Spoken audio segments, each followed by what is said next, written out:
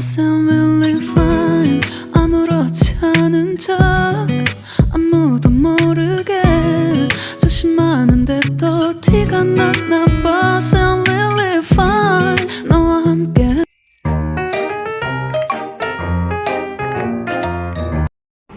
Hello everyone, কি খবৰ আপোনালোকৰ আশা কৰো সকলো ভালে আছে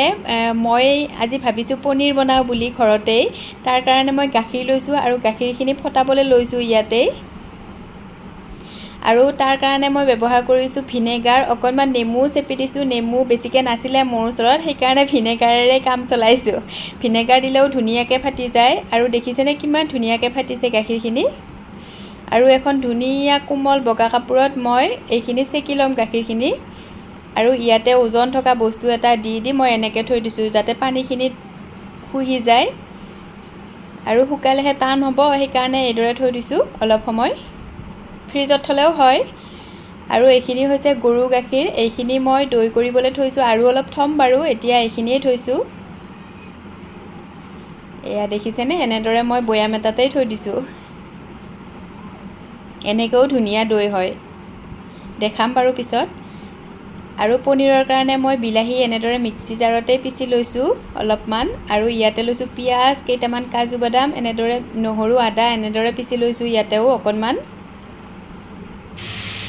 আৰু এয়া মই তেলত পিয়াজখিনি প্ৰথমতে দি দিলো পিয়াজৰ যেটো পেষ্ট বনাইছিলো সেইটো দি দিলো বুট মটৰ তিয়াবলে নহলে পনীৰখিনি বনায়ে পেলালো বুট মটৰৰ বনাব লাগিব তিয়াই পেলাই এতিয়া বিলাহীৰে বনাও বুলি ভাবিছো এইখিনি মই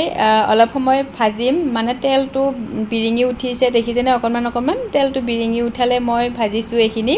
আৰু ইয়াতে দি দিলো মই বিলাহীৰ পেষ্টখিনি বিলাহী পেষ্টখিনিও মই তেল বিৰিঙালৈকে ভাজিম অলপ সময় এয়া পিয়াজখিনি যেনেকে ভাজিছো এইখিনিও মই হেনেকে তেল যেতিয়ালৈকে বিৰিঙি নুঠে তেতিয়ালৈকে ভাজি থাকিম এইখিনিও নহলে কিবা এটা বেলেগ গোন্ধ ওলাই বিলাহীখিনিৰ ভালকে ভাজি নলগালে আৰু এইফালে লৈছো মই মেছান্দৰী পাত এইখিনি মই বুটৰ লগত পিচিম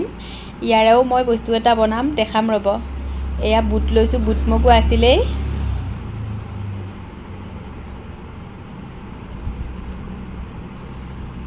মছন্দৰীৰ লগত বুট মগু পিছা বৰ ধুনিয়া লাগে এনেকে কেঁচাকে খাইও ভাল লাগে মই বাৰু বেলেগ এটা বস্তু বনাম আৰু পনীৰখিনি চাকচোন কিমান ধুনিয়া টান হৈছে আৰু এইখন ওলালে আমাৰ এইখিনি অকনমান উখুৰা মুখুৰা হৈছে হলেও মানে বহুত বেছি ধুনিয়া হৈছে আৰু কিমানখিনি পনীৰ ওলাইছে দেখিছেনে আৰু উলুটা সাইডটো ধুনিয়া মিহি হৈছে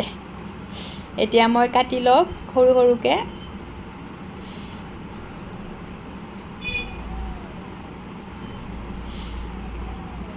মোৰ কাটোতে মানে পিছবোৰ ডাঙৰ সৰু হৈ গল এইফালে কেৰাহীটো বহাই দিলো যে আগতে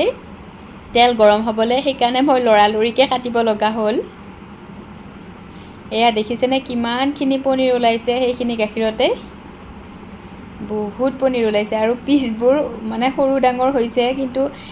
খাবলে বহুত বেছি ধুনিয়া হৈছে এনেকেও আৰু মই বিলাহীৰ পেষ্টখিনিত মছলা দি দিলো মানে যিমান খাই মছলা হেনেকে দি দিলো বহুতো মছলা নিদিও আমি আৰু বুটৰ মছন্দৰীৰ পেষ্টখিনি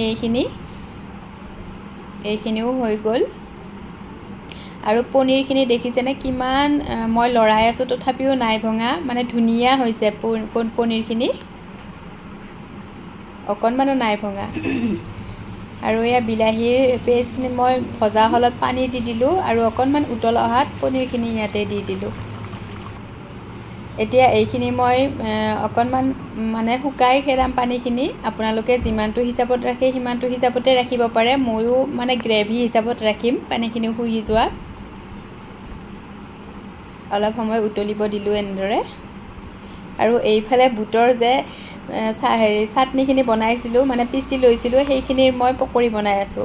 এই পকৰিটো খাইও বহুত বেছি ধুনিয়া লাগে আৰু পানীখিনি শুহি যাব ধৰিছে দেখিছেনে এইখিনি গোট মাৰিব ধৰিছে অলপ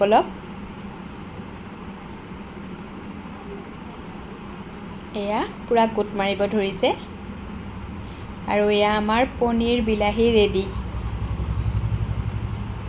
কি ধুনীয়া লাগিছে দেখিছেনে আৰু খাবলৈ যে বহুত বেছি ধুনীয়া লাগিছে এওঁনে পনীৰ খাই বহুত ভাল নাপায় কিন্তু এইটো খাই ভাল পাইছে বিলাহীৰে বনাইছোঁ যে এতিয়া আমি ওলাইছোঁ গণেশ পূজালৈ যাবলৈ আমাৰ ওচৰতে মানে কলনীৰ ভিতৰতে গণেশ পূজা পাতিছে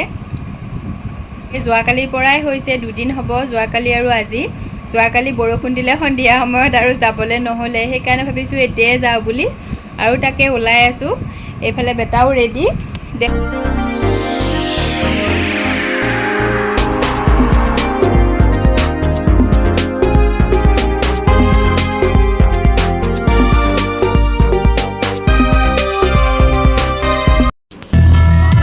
গ'লো পূজাত আহিয়ে সেৱা ল'লোঁ লৈ প্ৰসাদ দিলে প্ৰসাদ খালোঁ অকণমান লৈছোঁ বাৰু প্ৰসাদ মই বেছিকৈ নাখাওঁ কাৰণে আৰু ক্ষীৰো দিছে লগতে প্ৰসাদ আৰু ক্ষীৰ প্ৰথমতে খাই ল'লোঁ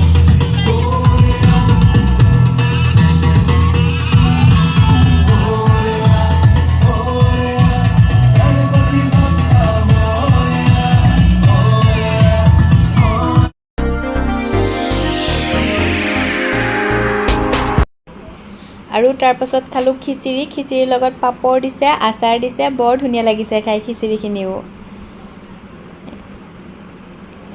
দেখিছেনে মন্দিৰৰ এনেও ভালেই লাগে বাৰু মন্দিৰৰ ভোগবোৰ খাই আৰু এনেদৰে ধুনীয়াকৈ লাইন হৈ মানুহবোৰ বহি আছে মানে একো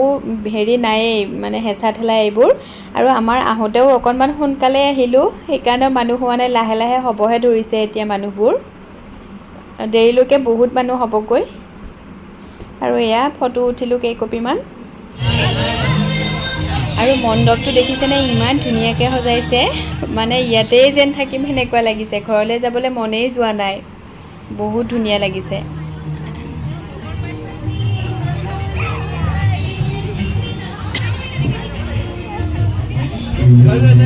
মণ্ডপটো দেখাই দিছোঁ ৰ'ব আপোনালোকক ওপৰৰ পৰা তললৈকে কিমান বেছি ধুনীয়া লাগিছে দেখিছেনে ওপৰখন যে বেলেগ এটা ডিজাইন দিছে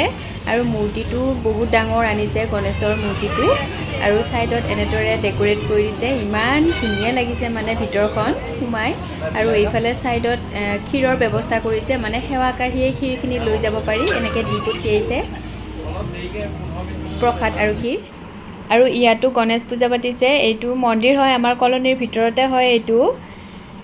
এইখনো অকণমান চাই আহিলোঁ আজিলৈ আহিছোঁ পিছে ভিডিঅ'টি ইমানতে শেষ কৰিছোঁ বাই বাই